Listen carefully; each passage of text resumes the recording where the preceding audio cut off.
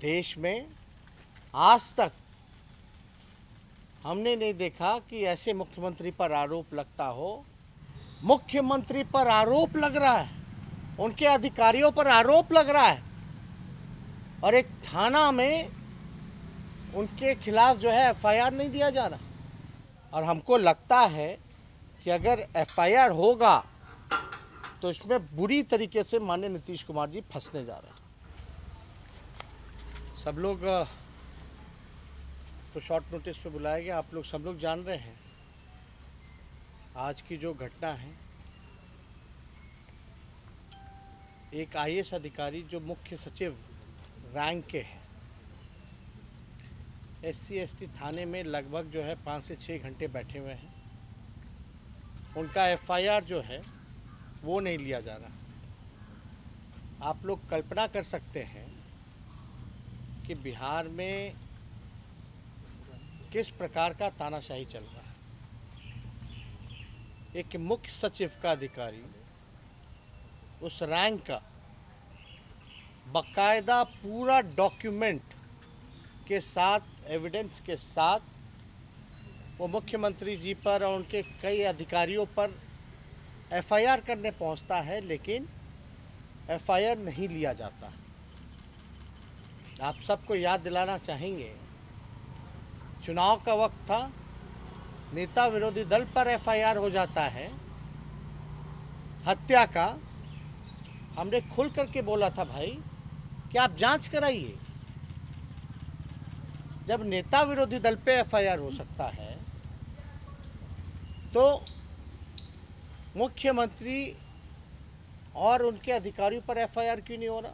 और वो भी वो करने वाले हैं मुख्य सचिव के रैंक के अधिकारी, बाकायदा दस्तावेज के साथ। आप कल्पना कर सकते हैं, बल्कि थाना का प्रोसीजर है, कोई भी अगर कंप्लेन करता है तो उसको कंप्लेन को लेना ही पड़ता है। आखिर ऐसा क्या कारण है कि नीतीश कुमार जी के अधिकारी जो हैं, जो प्रधान सचिव हैं, उनके मंत्री भी उन्हीं पे आरोप लगाते हैं और इनके अधिकारी जो मुख्य सचिव रैंक के अधिकारी हैं वो भी उन्हीं पे आरोप लगाते हैं। और इसमें बात तो बढ़ गई है भाई। आखिर ऐसा क्या प्रेम है कि कोई कार्रवाई नहीं करते नीतीश कुमार जी? हमने तो खुल करके ना बोला था कि भाई जांच कराइए, और 10 दिन के अंदर जो है रिपोर्ट आ गया था, सच सामने आ गया था मेरे ऊपर, हमको क्लीन चिट दे दिया गया था। तो साच को आंच किस बात का? नीतीश कुमार जी सुशासन का दुहाई देते हैं कि बिहार में सुशासन का राज है, लेकिन आप कल्पना कर लीजिए क्या स्थिति बनी हुई है बिहार की। मुख्यमंत्री पर आरोप लग रहा है, उनके अधिकारियों पर आरोप लग रहा है और एक थाना में उनके खिलाफ जो है एफआईआर नहीं दिया जा रहा। वो भी वैसा व्यक्ति जो समय पर जो गृह सचिव भी रह चुका हो, जिसको सारे नियम हवाले पता है, कानून की जानकारी है, और इतने घंटे से जो है अब तक जो है बैठा करके रखा गया हो। ये बड़ा गंभीर मसला है। देश में आज तक हमने नहीं देखा कि ऐसे मुख्यमंत्री पर आरोप लगता हो और तानाशाही रवैया अपनाया गया। कंप्लेन ही नहीं लिया जा रहा।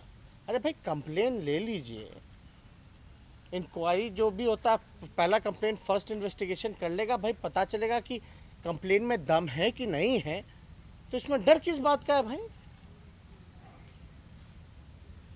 कुछ दिन पहले ही आप देखे होंगे कि हाई कोर्ट जो है क्या क्या टिप्पणी राज्य सरकार पे नहीं किया, क्या क्या नहीं बोला गया कि माइंडलेस गवर्नमेंट है, माइंडलेस। इस तरह की टिप्पणियां की जा रही हैं। अब बिहार के मुख्यमंत्री को सामने आना चाहिए कि जो उन पे आरोप लगा है वो आरोप सही है या क्या है, उस पर जस्टिफाई करें भाई। जस्टिफाई तो बनता है ना। एक चीफ सेक्रेटरी रैंक का अधिकारी अगर मुख्यमंत्री पर आरोप लगा रहा है, एफआईआर करने पे लगे हुए हैं, तो मुख्यमंत्री को तो सामने आकर के बताना चाहिए, जस्टिफाई करना चाहिए कि आखिर क्या कारण है। यानी यहाँ तो राजशाही चल रही है, मुख्यमंत्री पूरी तरीके से तानाशाह राजा बने हुए हैं। चाहे मुख्यमंत्री हो या प्रधानमंत्री हो, कानून के सामने सब लोग बराबर हैं। भय किस बात का है, डर किस बात का है, क्यों ऐसे छुपे हुए हैं, क्यों एफआईआर नहीं होने दे रहे हैं, क्यों 5-6 घंटा से उस अधिकारी को वहां बैठाया गया है। वो तो पूरी तरीके से कानून का पालन करते हुए तरीके से एकदम जाकर के अपना कंप्लेन कर रहे हैं, दस्तावेज दे रहे हैं। ये तो पुलिस की जिम्मेदारी है, थाने की जिम्मेदारी है कि कंप्लेन लें, एफआईआर दर्ज कराएं, इन्वेस्टिगेट करें। दूध का दूध पानी का पानी हो जाएगा। अब मुख्यमंत्री जी ईमानदार हैं तो पता चल जाएगा, लेकिन ये बात जो है दूर तक जारी है। जिस प्रकार से नीतीश कुमार जी के मंत्री, भाजपा के विधायक, IAS officers, chief secretary rank के अधिकारी जिस प्रकार से मुख्यमंत्री और उनके निजी अधिकारियों पर, उनके प्रधान सचिव पर अगर आरोप लगा रहे हैं, एक व्यक्ति ने नहीं, अलग अलग व्यक्तियों ने, वो भी सत्ता में रहने वाले लोग, ध्यान से, तो मामला कुछ ना कुछ दाल में काला नजर आ रहा है। ये मामला दूर तक जाएगा। क्यों मुख्यमंत्री पे एफआईआर नहीं हो सकता? आप लोगों ने भी कई बार दिखाया था, जब हम पे हत्या का मुकदमा हुआ, हमने खुद आपको बोला कि भाई जांच होनी चाहिए, जांच कराई जाए चुनाव के समय, क्या दिक्कत है। लेकिन इस तरह की घटना अगर हो रही है तो आप कल्पना नहीं कर सकते बिहार में किस प्रकार का सुशासन चल रहा, तानाशाह चल रहा। पूरी तरीके से भ्रष्ट लोगों का जिम्मेदारी दी गई है। बिना भ्रष्टाचार के कुछ नहीं होता है। ईमानदार लोगों को डराया जाता है, धमकाया जाता है। पूरे सुशासन में नीतीश जी का यही काम हुआ है। इसलिए हम तो चाहेंगे कि मुख्यमंत्री जी पुलिस से भी निवेदन करेंगे, डीजीपी से भी आपके माध्यम से निवेदन करेंगे कि मुख्यमंत्री या कोई हो, कंप्लेंट तो दर्ज होना चाहिए, ये उनका अधिकार बनता है। आखिर मुख्यमंत्री हैं तो कोई कंप्लेंट नहीं हो सकता। ये तो पद का दुरुपयोग करना है। माननीय नीतीश कुमार जी पद का दुरुपयोग कर रहे हैं पूरी तरीके से, और ऐसे ऐसे कई भ्रष्टाचारी अधिकारियों को जो है बार बार बचाने का काम करें। आखिर कौन सा प्यार है, कौन सा प्रेम है कि उनके मंत्री भी कहते हैं, हर विधायक से लेकर के सब लोग कह रहा है, फिर भी मुख्यमंत्री जी का प्यार जो है उस अधिकारी के प्रति जागा हुआ। अब तो मुख्यमंत्री पर एफआईआर हो रहा, बाकायदा सबूत। और हमको लगता है कि अगर एफआईआर होगा तो इसमें बुरी तरीके से माननीय नीतीश कुमार जी फंसने जा रहे हैं। डर का कारण है जिसके लिए ये एफआईआर तक नहीं होने दे रहे, यही एक कारण है। तो इससे जुड़ा हुआ कोई सवाल हमको तो लगा भाई, आज अचानक से आप न्यूज़ के माध्यम से हमने देखा, बोले तो बड़ा गंभीर मसला। कोई मुख्य सचिव रैंक का अधिकारी कोई मामूली रैंक नहीं होता। एग्जीक्यूटिव पावर में अगर देखा जाए तो सीएम के बाद जो है उन्हीं लोगों को पावर है, उसी रैंक के अधिकारियों को ज़्यादातर पावर है। अगर ऐसी बात आ रही है, जिन उनके अंडर काम किया होगा, कोई बात होगी तो कंप्लेन तो लेना चाहिए। आखिर कारण क्या है हमको तो समझ भी नहीं आ रहा। ना नैतिकता बचा, ना अंतरात्मा बची मुख्यमंत्री जी की। बात बात पे हमको कहते थे कि भाई एक्सप्लेन कर दीजिए, एक्सप्लेन कर दीजिए। अब हम लोग कह रहे हैं कि भाई अब थोड़ा एक्सप्लेन कर दीजिए। हत्या का मुकदमा कैसे रफा दफा हुआ वो सब लोग जानते हैं, जो उन पे हत्या का आरोप था उस पर हमको कुछ नहीं कहना। जो मरे हैं उनके परिवार वाले से जाके पूछ लीजिएगा।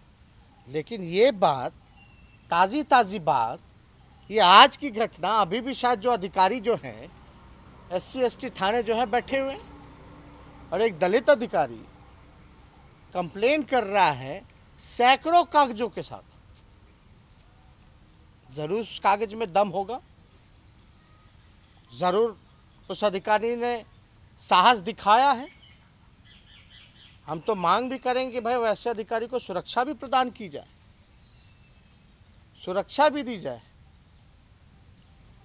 और इतना साहस दिखाया है तो बिना कोई एविडेंस के इतना बड़ा अधिकारी जो है ये बचकानी हरकतें नहीं करेगा। ज़रूर कुछ ना कुछ है और उसी के कारण की वजह से मुख्यमंत्री जो है FIR नहीं होने दे रहा। और इस पे कुछ बोलते नहीं है। थोड़ा एक्सप्लेन करना चाहिए कि उनका आरोप क्या है। सुनने में आया कि कागज आगज जो है सब CM हाउस में जा रहा है, कॉपी लेकर के कोई भाग जा रहा है। दस्तावेज जो है मुख्यमंत्री जी को दिखाया जा रहा है, उनके लीगल सलाहकारों को बुलाया गया है, पूरे अधिकारियों की मंडली को बैठा दिया गया है। भाई कि क्या मामला है, इस तरह की हरकतें होगी भाई। अब जिसके ऊपर आरोप लग रहा है वो तय करेगा कि उस पर FIR होना चाहिए कि नहीं होना चाहिए। ऐसे कानून चलेगा, ऐसे कानून का राज चलेगा। ये बहुत ही निंदनीय घटना है, शर्मसार करता है। और मुख्यमंत्री जी कम से कम DGP साहब कम से कम अपने कर्तव्यों को निभाएं, इन्वेस्टिगेट कीजिए, FIR कंप्लेन लीजिए। दूध का दूध पानी का पानी हो जाएगा। आखिर डर किस बात का, अगर मुख्यमंत्री ने कुछ नहीं किया तो? यानी कुछ ना कुछ गड़बड़ है तभी ना FIR नहीं हो रहा है। ये बात तो सिद्ध हो गया। हम लोग को लगा चलो भाई 1 घंटा में हो जाएगा FIR, 2 घंटा में हो जाएगा, 3 घंटा में हो जाएगा। 5-6 घंटे हो गए, दोपहर से आदमी बैठा हुआ है वहाँ, अधिकारी बैठा हुआ है, FIR नहीं होना। यानी ज़रूर दूध में दूध, दाल में कुछ ना कुछ ज़रूर काला है। और इसमें ज़रूर मुख्यमंत्री की अहम भूमिका होगी। और सारे दस्तावेजों को मुख्यमंत्री आवास जो है वो बुलाया जा रहा है, दिखवाया जा रहा है। अरे मुख्यमंत्री जी को सामने आके आप लोगों के सामने कम से कम कहना चाहिए था तेजस्वी की तरह कि मुकदमा किया है तो जांच कराओ, FIR हुआ है तो जांच होनी चाहिए। दूध का दूध पानी का पानी होगा। क्या मुख्यमंत्री ये नहीं कह सकते कि अगर मेरे ऊपर कोई शिकायत है, कोई कंप्लेन है तो उसको स्वीकृत कराया जाए और जांच कराया जाए? हम तो अभी ये भी नहीं कह रहे कि भाई पद से इस्तीफा दे दीजिए, जांच कराइए। हम तो कह रहे हैं कि भाई कम से कम उस अधिकारी ने साहस दिखाया है, इतने सैकड़ों दस्तावेज के साथ वो कंप्लेन करने गए हैं मुख्यमंत्री पर, तो कम से कम वो FIR तो होनी चाहिए।